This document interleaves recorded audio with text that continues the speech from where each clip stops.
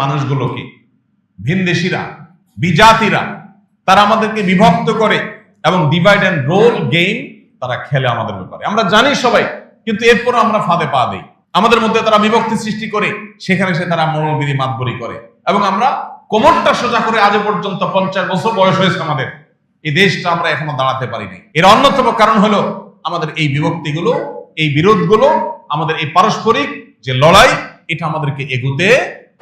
আল্লাহ সুবহানাহু ওয়া তাআলা আমাদের জন্য, বিশেষ করে ঈমানদারদেরকে লক্ষ্য করে, পরস্পরে ঐক্যবদ্ধ থাকা এটাকে আমাদের জন্য আবশ্যক করে দিয়েছেন, নির্দেশ জারি করেছেন।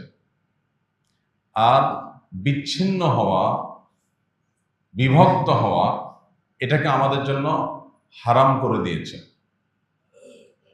এই জন্য ঈমান সবসময় ঐক্যের আহ্বান করে, ঈমানদার সবসময় ঐক্যবদ্ধ থাকতে হয়, কারণ এটা ঈমানের দাবি।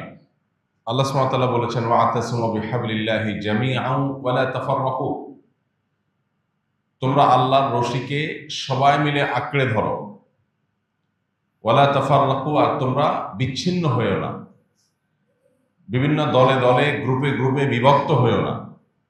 ওয়াযকুরু নি'মাতাল্লাহি আলাইকুম, আর আল্লাহর নিয়ামতের কথা তোমরা স্মরণ করো। ইয কুনতুম আ'দাআ, যখন তোমরা শত্রু ছিলে। নবী করিম সাল্লাল্লাহু আলাইহি সাল্লাম মদিনায় যখন এসেছেন, তার হাতে হাত রেখে তার প্রতি ঈমান আনয়ন করে ইসলামের সুশীতল ছায়ায় আসার আগে মদিনার মানুষদের মধ্যে যে বহুদা বিভক্তি ছিল, সেদিকে ইঙ্গিত করে আল্লাহ বলছেন, ইয কুনতুম আ'দাআ, স্মরণ করো সেই সময়ের কথা যখন তোমরা পরস্পর ভয়ঙ্কর শত্রুতায় লিপ্ত ছিলে।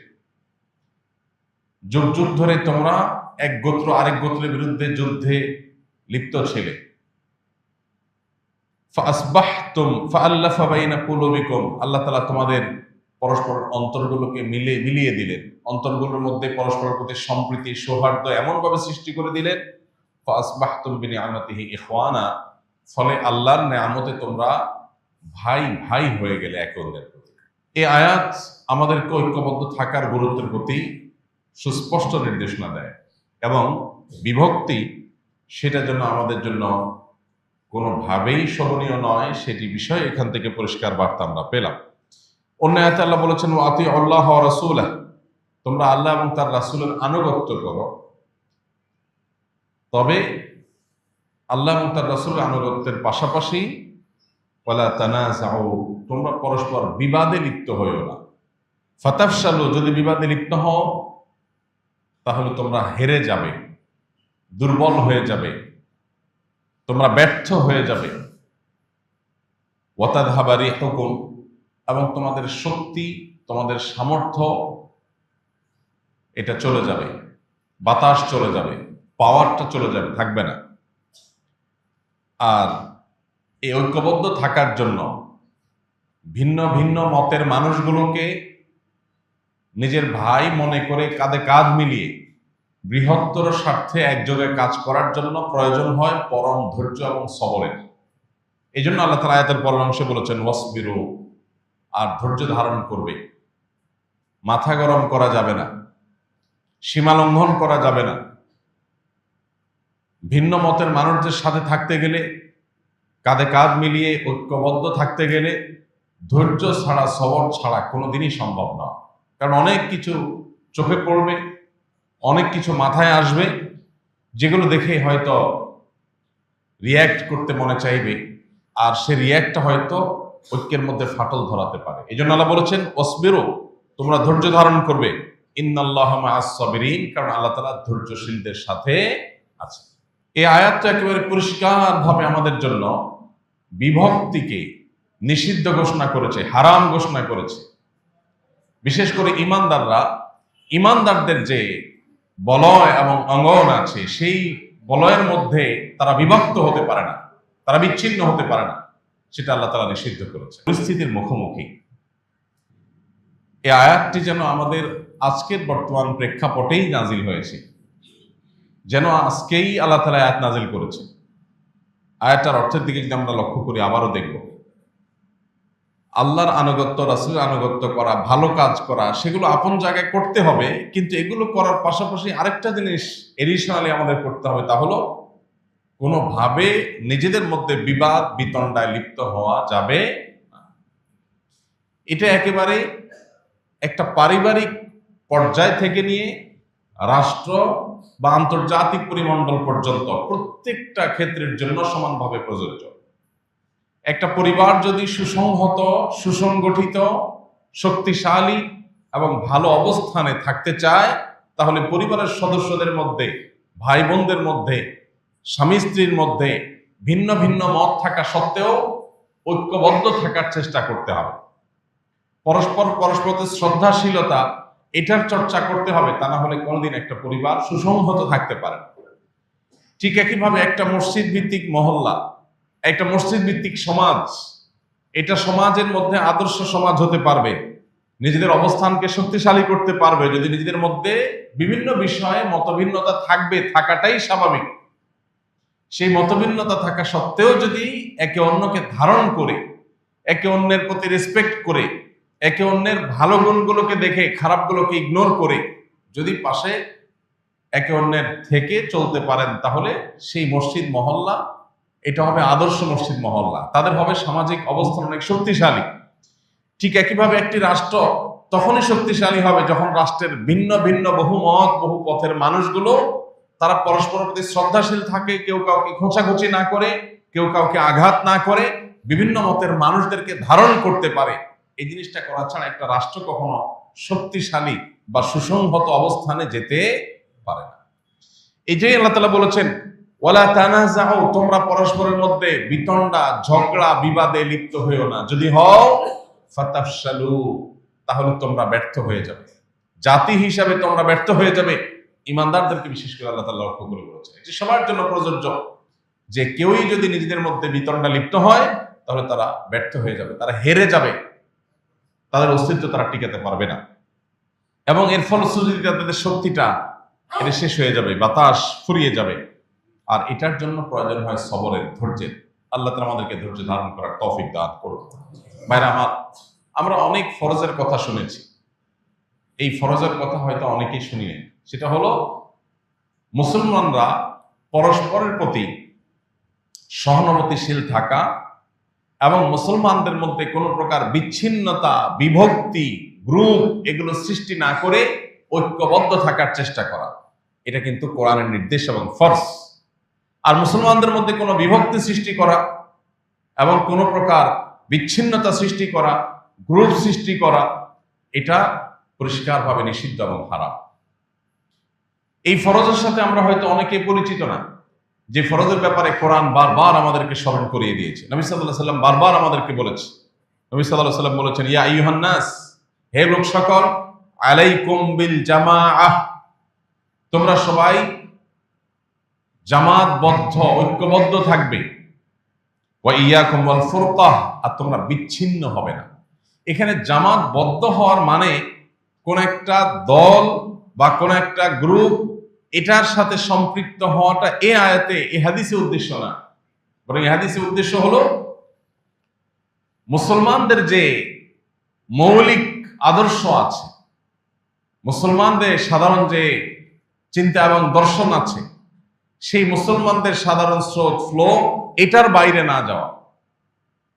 সেই সাধারণ স্রোতের মধ্যে থেকে আমরা বিভিন্ন প্ল্যাটফর্ম গড়ে তুলতে পারি, বিভিন্ন সংগঠন হতে পারে, বিভিন্ন প্রতিষ্ঠান হতে পারে, বিভিন্ন অর্গানাইজেশন হতে পারে, বিভিন্ন মুভমেন্ট হতে পারে। প্রত্যেকে যার যার চিন্তাধারা, প্রত্যেকে যার যার আদর্শ, তিনি যেটাকে সঠিক মনে করছেন সেটার আলোকে যে পদ্ধতিতে কাজ করলে ইসলাম এবং মুসলিমদের স্বার্থ রক্ষা হবে বলে মনে করছেন, সেই পদ্ধতি তিনি আগালেন। এবং এর বাইরে অন্য কোনো পদ্ধতির সাথে তার ভিন্ন মত থাকতে পারে, সেটাও তিনি নিয়মতান্ত্রিক যথাযথভাবে বললেন, এতে কোনো দোষ নেই, এবং এইভাবে সুসংগঠিত থাকতেও নিষেধ নেই। কিন্তু এই হাদিসে যে আমাদেরকে বলা হয়েছে যে তোমরা সবাই মিলেমিশে ঐক্যবদ্ধ থাকবে, সে ঐক্যবদ্ধ থাকা বলতে মুসলিমদের বৃহত্তর যে ঐক্য, সেটার কথা বলা হচ্ছে। অতএব এই বিষয়টা আজ আমাদেরকে বিশেষভাবে নজর দিতে হবে, গুরুত্ব আরোপ করতে হবে। ভাইরা আমার, নোমান ইবনে বাশির রাদিয়াল্লাহু তাআলা আনহু একটা হাদিস রয়েছে, তিনি বলেছেন, আল জামাআতু নবী সাল্লাল্লাহু আলাইহি ওয়াসাল্লাম বলেছেন, আল জামাআতু রাহমাহ ওয়াল ফুরকাতু আযাব। যে কোনো জাতি, আমরা আবারও বলছি, যদি এটি ইসলাম এবং মুসলমানদের বৃহত্তর জামাতকে, বৃহত্তর মুসলমানদের পুরো শক্তিকে বোঝানো হয়েছে, কিন্তু এটার ইমপ্লিমেন্টেশন যেই লেভেলে, যেই লেয়ারে, যেই পর্যায়ে হবে সেখানে সুফল পাওয়া যাবে। একটা পরিবার যদি এটার উপর আমল করে, যেটা বলছিলাম একটু আগে, তাহলে পরিবার তার সুফল পাবে।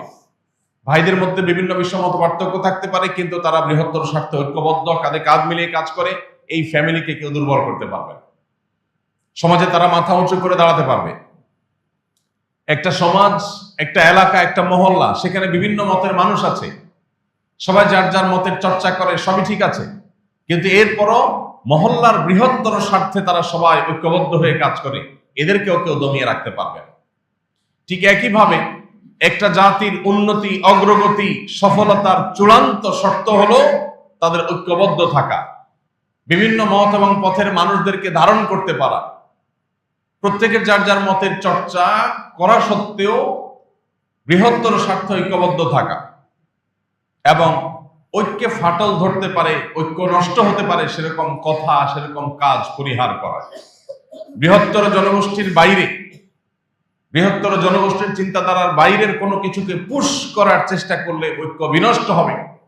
এই বিষয়গুলোকে কোরআন এবং হাদিস বারবার করে অ্যাড্রেস করেছে। দেখুন, ইসলাম এমন এক শাশ্বত জীবন বিধান, আপনার জীবনে, সেটা ব্যক্তি জীবন হোক, পারিবারিক, সামাজিক, রাষ্ট্রীয় কিংবা আন্তর্জাতিক জীবন হোক, যেই কোনো পর্যায়ে আপনি কোনো সংকটে নিপতিত হবেন, আপনি কোরআন খুলবেন, সুস্পষ্ট সমাধান পেয়ে যাবেন। আজ আমরা যে সংকটের মুখোমুখি, আজ আমরা যে আশঙ্কায় প্রত্যেকটা মানুষ করছি যে আমাদের ঐক্যে ফাটল হয়ে যাচ্ছে কিনা, আমরা বিচ্ছিন্ন হয়ে যাচ্ছে কিনা, আমরা দুর্বল হয়ে যাচ্ছি কিনা, কোরআন সে কথা 1450 বছর আগে বলে গেছে। কি করলে আমরা দুর্বল হয়ে যাব, কি করলে আমরা শক্তিশালী থাকব, শুধু প্রয়োজন সেটার উপরে আমল করা। আল্লাহ আমাদেরকে আমল করার তৌফিক দান করুন। ভাইরা আমার, নবী করিম সাল্লাল্লাহু আলাইহি সাল্লামের আরেকটি হাদিস সহিহ মুসলিমে বর্ণিত হয়েছে। সে হাদিসে নবী সাল্লাল্লাহু আলাইহি সাল্লাম ইরশাদ করেছেন, ইন্নাল্লাহা ইয়ারদা লাকুম সালাসা ওয়া ইয়াকরাহু লাকুম সালাসা। আল্লাহ রাব্বুল আলামিন তোমাদের তিনটা কাজকে পছন্দ করেন আর তিনটা কাজকে অপছন্দ করেন। কোন তিনটা কাজ আল্লাহ পছন্দ করেন? ফায়ারদা লাকুম, আল্লাহ চান, পছন্দ করেন, আনতা আবুদুহু ওয়ালা তুশরিকু বিহি শাইআ, আল্লাহর ইবাদত করবে, আল্লাহর সঙ্গে কাউকে শরীক করবে না, পার্টনার সাব্যস্ত করবে না, শিরক করবে না। এটা হলো আল্লাহর পছন্দনীয় কাজ। দ্বিতীয়ত হলো ওয়াতাসিমু বিহাবলিল্লাহি জামিআ, আল্লাহর রশিকে সবাই ঐক্যবদ্ধভাবে আঁকড়ে ধরো, কোরআন এবং সুন্নাহকে ঐক্যবদ্ধভাবে আঁকড়ে ধরো, ইসলামকে ঐক্যবদ্ধভাবে ধারণ করো। 3 নম্বর হলো ওয়ালা তাফাররাকু, কোন প্রকার বিচ্ছিন্ন হয়েও না, নিজেরা বিভিন্ন গ্রুপে বিভক্ত হয়ে যেও না।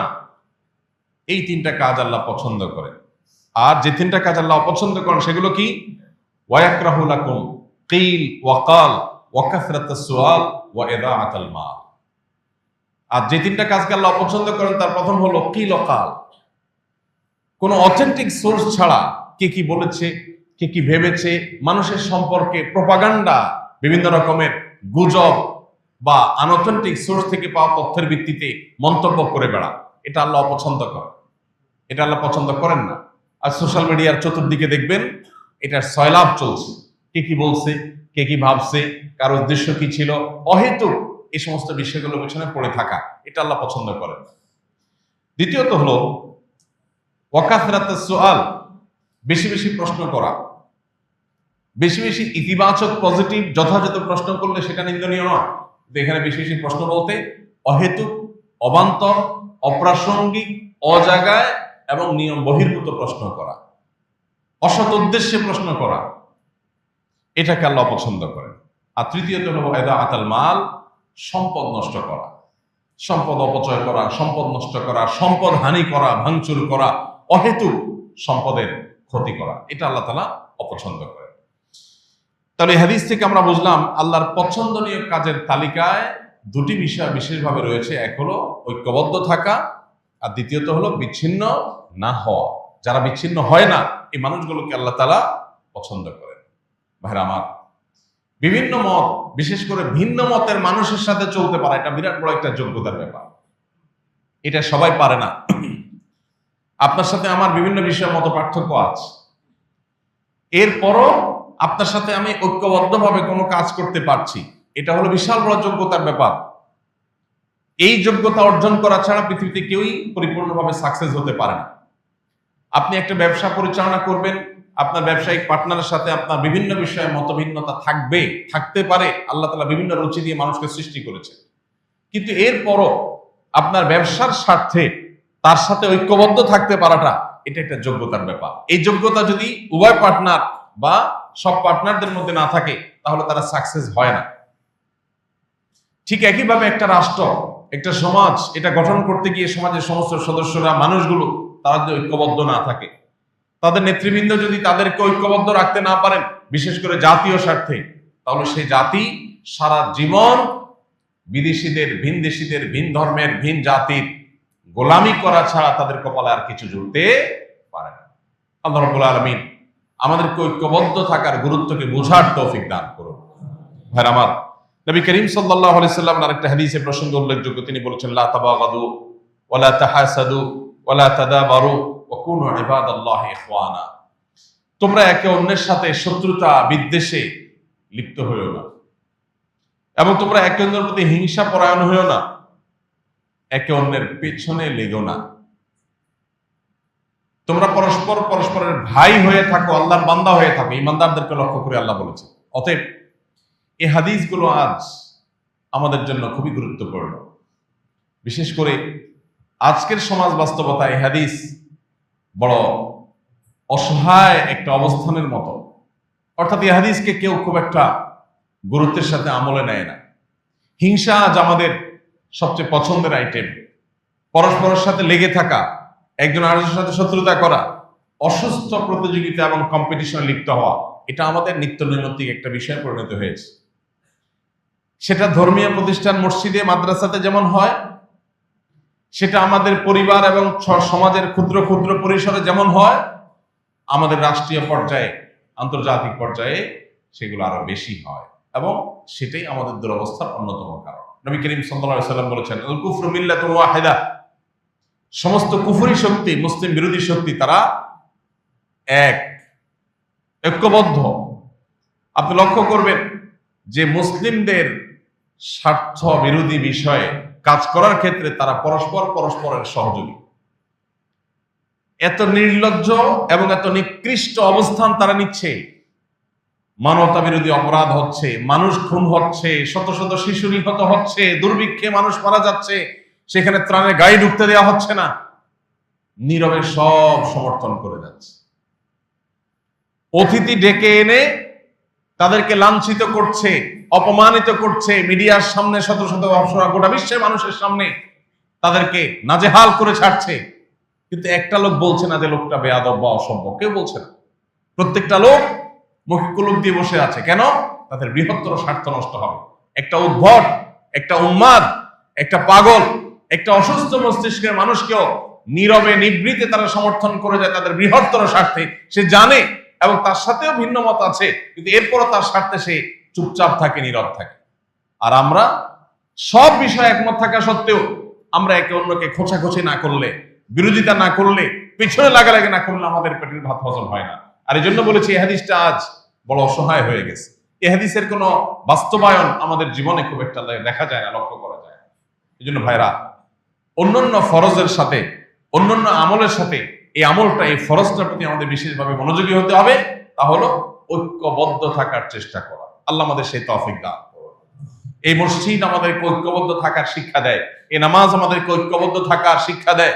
দেখুন, আপনি যখন নামাজের কাতারে দাঁড়িয়েছেন, আপনার প্রতিবেশী যার সাথে আপনার গন্ডগোল হতে পারে, নামাজে তার পাশেই আপনি দাঁড়িয়ে নামাজ পড়ছেন, কাঁধে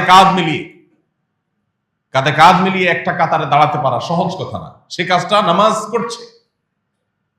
আপনি আরেকটা ইসলামিক দল, তাদের আইডিওলজির সাথে আপনার ভিন্ন মত আছে, এরপরও আপনারা নামাজের জামাতে কাঁধে কাঁধ মিলিয়ে দাঁড়াচ্ছি। এটা ঐক্যের শিক্ষা দেয় যে মত ভিন্ন হতে পারে, কিন্তু নামাজ আমাকে একত্র করছে, আমাকে পাশাপাশি দাঁড়াতে উৎসাহিত করছে, উদ্বুদ্ধ করছে এবং ফাঁকা জায়গা রাখতে নিষেধ করছে। নবী সাল্লাল্লাহু আলাইহি ওয়াসাল্লাম বলেছেন, খায়রুকুম আলিয়ানুকুম মানাকা ফিস সালাহ, তোমাদের ভিতরে সবচেয়ে ভালো মানুষ হলো তারা যারা নামাজের মধ্যে পাশের নামাজি ভাইয়ের জন্য তার কাঁধকে কোমল করে দেয়, হার্ড করে না, অর্থাৎ অন্য ভাইকে ধারণ করে, তাকে জায়গা করে দেয়। আপনি ভিন্ন মতের মানুষকে নামাজের মধ্যে ঐক্যবদ্ধ করছেন, মসজিদ থেকে বের হয়ে দুইজনের দুইটা কেবলা বানাচ্ছেন, দুজন দুজনের বিরোধিতা করছেন, শত্রুতা করছেন। ভাইরা আমার, এই জন্য এইটার চর্চা আমাদের সমাজে, আমাদের ব্যক্তিতে, আমাদের ভেতরে অনেক বেশি বাড়াতে হবে। আল্লাহ আমাদের সবাইকে সে তৌফিক দান করুন। আজ আমরা কিভাবে ঐক্যবদ্ধ থাকব সেই সূত্র আমরা খুঁজে বেড়াচ্ছি। পৃথিবীর মানুষকে ঐক্যবদ্ধ থাকার সবচেয়ে বড় শিক্ষা দিয়েছেন যিনি, তিনি হলেন মুহাম্মদ সাল্লাল্লাহু আলাইহি ওয়াসাল্লাম। এটা কথার কথা নয়। তিনি শুধুমাত্র থিওরি দিয়ে ক্ষান্ত হন নাই, তিনি যে জীবন দর্শন উপস্থাপন করেছেন বিশ্ববাসীর কাছে, সেটা আল্লাহর দেওয়া জীবন দর্শন। সেই জীবন দর্শনের প্রত্যেকটা বিষয় তিনি যেমন থিওরি দিয়েছেন, সেটার বাস্তবায়ন তিনি করেছেন, সেটার প্রয়োগ তিনি করেছেন, দৃষ্টান্ত তিনি স্থাপন করেছেন। পৃথিবীর ইতিহাসের অন্যান্য মনীষী যারা মানুষের জীবন দর্শনের বিভিন্ন থিওরি দিয়ে গেছেন, জীবনে নিজে কোনোদিন বাস্তবায়ন করেন নাই। রাষ্ট্রবিজ্ঞান নিয়ে তার অনেক ভাবনা আছে, সেগুলো রেখে গেছেন, কিন্তু তিনি কখনো রাষ্ট্র চালায়া সেটার বাস্তবায়ন করে তিনি দেখাতে হয়তো পারেননি। কিন্তু মুহাম্মদ সাল্লাল্লাহু আলাইহি ওয়াসাল্লাম এমন একজন মানুষ, তিনি যা বলেছেন সেটা নিজে করে দেখিয়েছে। এরকম আরেকটা নজির আপনি পৃথিবীতে হয়তো খুঁজে পাওয়া কঠিন হবে। ভাইরা আমার, কিভাবে আমরা ঐক্যবদ্ধ থাকবো তার সবচেয়ে বড় এক্সাম্পল, সবচেয়ে বড় উদাহরণ মুহাম্মদ সাল্লাল্লাহু আলাইহি ওয়াসাল্লাম। আমরা শুরুতে যে আয়াত তেলাওয়াত করছি, সেই আয়াতে কিন্তু সেই সূত্র রয়েছে। আল্লাহ রাব্বুল আলামিন বলেছেন, ওয়াযকুরু নি'মাতাল্লাহ, হে মদিনাবাসী, হে মুসলমানেরা, তোমরা আল্লাহর সেই নিয়ামতের কথা স্মরণ করো। ইয কুনতুম আ'দাআ, যখন তোমরা পরস্পরের শত্রু ছিলে। আউস খাজরাজ, বনু কুরাইজা, বনু নাজির, মক্কার গোত্রগুলো পরস্পরের সাথে এমন ভাবে বিদ্বেষ, শত্রুতায় লিপ্ত হয়েছে, যুগ যুগ ধরে তারা যুদ্ধ করেছে। বাবা মারা যাওয়ার সময় ছেলেকে ওসিয়ত করে যেত যে আমি আমার অমুক গোত্র যারা আমার শত্রু, তাদের থেকে প্রতিশোধ পরিপূর্ণ নিয়ে তাদেরকে সমূলে শেষ করে যেতে পারলাম না, আমি চলে যাচ্ছি, তোমার কাঁধে দায়িত্ব দিয়ে গেলাম, তুমি বাকি কাজ করবা। সেই ছেলে আবার মরার সময় তার সন্তানকে ওসিয়ত করে যেত। এই ছিল যাদের ট্র্যাডিশন। আল্লাহ বলেছেন, ফাআল্লাফা বাইনা কুলুবিকুম, তোমাদের মধ্যে বহুদা বিভক্ত জাতিকে আল্লাহ তাআলা একত্র করে দিলেন। কিরকম একত্র করে দিলেন? আউস এবং খাজরাজ উভয় গোত্রের মানুষেরা নবী সাল্লাল্লাহু আলাইহি সাল্লামের নেতৃত্বে একই প্লেটে দস্তরখানে বসে তারা খাবার খেয়েছে এবং কাঁধে কাঁধ মিলিয়ে কান্নাহুম বুনিয়ানুম মারসুস, সীসা ঢালা প্রাচীরের মতো তারা একে অন্যের সাথে কাঁধে কাঁধ মিলিয়ে আল্লাহর রাহে লড়াই করেছেন, জিহাদ করেছেন। যেখানে পরস্পরে তারা যুদ্ধে লিপ্ত ছিলেন, সেখানে তাদের সব শক্তিগুলো এক হয়ে গেল। মিরাকল কি ছিল? মুহাম্মদ সাল্লাল্লাহু আলাইহি সাল্লামের যোগ্য নেতৃত্ব। তিনি যখন মদিনায় এসেছেন, মদিনায় ইহুদিদের বসবাস ছিল, মদিনার স্থানীয় অরিজিনাল যারা তাদের বসবাস ছিল, আশেপাশে বেদুইনদের বসবাস ছিল। এখন আবার নবী সাল্লাল্লাহু আলাইহি সাল্লামের নেতৃত্বে মক্কা থেকে শত শত হাজারো মানুষ শরণার্থী হয়ে এসেছে, আশ্রয় প্রার্থী হয়ে এসেছে, মদিনায় অতিথি হয়ে এসেছে, তাদের বসবাস শুরু হয়েছে। চারটি শ্রেণীর মানুষের বসবাস মদিনায় ছিল। একদিকে ইহুদি, অপরদিকে মদিনার যে মানুষগুলো তারা আদি এবং প্রাচীন মুশরিকরা, আবার অপরদিকে বেদুইনরা, মদিনার আশেপাশে ছোট ছোট গোত্রে যারা বিভক্ত ছিল। এবং চতুর্থ শ্রেণীর মানুষ ছিলেন মক্কা থেকে নবী সাল্লাল্লাহু আলাইহি ওয়াসাল্লামের নেতৃত্বে আসা মুহাজির সাহাবীরা। চারটা ভিন্ন ভিন্ন গ্রুপের ভিন্ন ভিন্ন জাতি একটা রাষ্ট্রে বসবাস করতে গিয়ে কত রকমের ভেজাল হওয়ার কথা, গন্ডগোল হওয়ার কথা। নবী সাল্লাল্লাহু আলাইহি ওয়াসাল্লাম অত্যন্ত বলিষ্ঠ হাতে সেটাকে দমন করে ঐক্যের এমন এক প্রাচীর তৈরি করেছেন, মানব ইতিহাসে হয়তো আর কারোর দ্বারা সেরকম ঐক্যের প্রাচীর তৈরি করা সম্ভব হবে। তিনি ঐতিহাসিক যে মদিনা সনদ, এটা যে তিনি রচনা করেছেন, কেন করেছেন? মদিনাবাসীকে ঐক্যবদ্ধ রাখবার জন্য, সবাইকে ঐক্যবদ্ধ রাখার জন্য সর্বোচ্চ ছাড় তিনি দিয়েছেন। মক্কা থেকে যারা এসছেন তারা যেন মদিনা রাষ্ট্রের অর্থনীতির উপরে কোনো প্রভাব না ফেলে। এতগুলো মানুষ বাহির থেকে আসছে, যাদের ঘর নাই, বাড়ি নাই, ব্যবসা নাই, বিজনেস নাই, কাজ নাই, তাহলে তারা আসার কারণে মদিনাবাসীর কোনো অসুবিধা যেন না হয়, তাদেরকে নবী সাল্লাল্লাহু আলাইহি ওয়াসাল্লাম নিজস্ব ব্যবসা বাণিজ্য এবং নিজস্ব উদ্যোগ এগুলো গড়ে তোলার জন্য উৎসাহ দিয়েছেন। সবাই বাজারে বাজারে গিয়েছে, নিজস্ব উদ্যোগ তারা তৈরি করেছে, নতুন নতুন ব্যবসা স্থাপন করেছে, বরং মদিনা রাষ্ট্রের অর্থনৈতিক চাকাকে আরো সচল করতে ভূমিকা রেখেছে। এই ছিল নবী সাল্লাল্লাহু আলাইহি ওয়াসাল্লামের বলিষ্ঠ নেতৃত্ব। ইহুদিরা ঝামেলা করতে পারে, তাদের সাথে আগেই লিখিত চুক্তি করে ফেলেছেন, যাতে তারা গাদ্দারি করলে তাদের চুক্তির আলোকে তাদের বিরুদ্ধে অ্যাকশন নেওয়া যায়। বেদুইনদেরকে তিনি ঐক্যবদ্ধ করেছেন, তাদেরকেও ধারণ করেছেন। আমরা দেখি কোরআন আমাদেরকে ঐক্যবদ্ধ হওয়ার সূত্র শিখিয়েছে। আল্লাহ বলেছেন, কুল ইয়া আহলাল কিতাব তাআলাউ ইলা কালিমাতিন সাওয়াইন বাইনানা ওয়া বাইনাকুম। হে আহলে কিতাব, আসো, যে ব্যাপারে তোমাদের সাথে আমাদের কোনো ভিন্ন মত নাই, সেই ব্যাপারে আমরা অন্তত এক কাতারে দাঁড়াই, ঐক্যবদ্ধ হই। সেটা কি? আল্লাহ না'বুদা ইল্লাল্লাহ, আল্লাহ ছাড়ার কারণে ইবাদত করব না, এই কথা তোমাদের ধর্মগ্রন্থ আছে, আমাদের ধর্মগ্রন্থ আছে। অতএব এই ব্যাপারে আসো আমরা এক সুরে কথা বলি, ঐক্যবদ্ধ থাকি। ঐক্যের মূল সূত্রগুলো খোঁজা এটা যোগ্যতার ব্যাপার, আর বিভক্তির সূত্র খোঁজা এটা শয়তানের কাজ, এটা কোনো মানুষ বা মুসলমানের কাজ হতে পারে। এই জন্য ভাইরা, আমাদের মধ্যে নবী সাল্লাল্লাহু আলাইহি ওয়াসাল্লামের ঐক্যের এই মূল সূত্রগুলোকে খুব বেশি ধারণ করার চেষ্টা করতে হবে। আপনারা লক্ষ্য করলে দেখবেন, মদিনায় নবী সাল্লাল্লাহু আলাইহি ওয়াসাল্লাম যখন এসেছেন, সেখানে কিন্তু আমরা যে চারটা জনগোষ্ঠীর কথা বলেছি, চারটা জাতির কথা বলেছি, পঞ্চম আরেকটা গ্রুপ ছিল মুনাফিকরা, যারা না ইহুদিদের সলিড ইহুদি ছিল, না মুসলমানদের ছিল। তারা মূলত দুই দলের সাথে তাল মিলিয়ে চলতো, বিশেষ করে মুসলমানদের প্রতি বিদ্বেষ লালন করত, কাফেরদের গুপ্তচরের ভূমিকায় অবতীর্ণ হতো। সেই মুনাফিক যারা, তারা তো আদতে মুসলমান ছিল না, তারা তো ইসলামের শত্রু ছিল। আল্লাহ কোরআনে মুনাফিকদের সম্পর্কে বলেছেন, তারা ফিদ্দারকিল আসফালে মিনান নার, জাহান্নামের সবচেয়ে অতল তলে তারা হারিয়ে যাবে, শাস্তি হবে তাদের। তাহলে যে মুনাফিকরা অমুসলিম, সেখানে মদিনায় অন্যান্য অমুসলিমদের মতো তাদের সাথে ট্রিট করার কথা ছিল, নবী সাল্লাল্লাহু আলাইহি ওয়াসাল্লাম সেটা করেন নাই। তারা মুসলমানদের বিরুদ্ধে, মুসলিম রাষ্ট্রের বিরুদ্ধে ষড়যন্ত্র লিপ্ত হয়েছিল। রাষ্ট্রের বিভিন্ন তথ্যকে তারা বাহিরে পাচার করত। নিয়ম অনুযায়ী তাদের মৃত্যুদণ্ড হওয়ার কথা ছিল, তাদের শাস্তি হওয়ার কথা ছিল, কিন্তু নবী সাল্লাল্লাহু আলাইহি ওয়াসাল্লাম সেটা একবারও করেননি। কেন করেননি? তিনি নিজে বলেছেন, যারা মুনাফিক তারা লেবাসে পোশাকে মুসলমান, তারা আমাদের মসজিদে এসে নামাজ পড়ে, আমাদের সাথে রোজা রাখে, হজ করে, ওমরা করে, মানুষ দেখে তাদেরকে মুসলমান মনে করে। মূলত তারা মুসলমান না, তারা মুসলমানদের শত্রু। কিন্তু মুসলিম সমাজে বসবাস করতে হলে সরাসরি শত্রুতা করা যাবে না, এজন্য তারা ভেগ ধারণ করেছে মুসলমানের।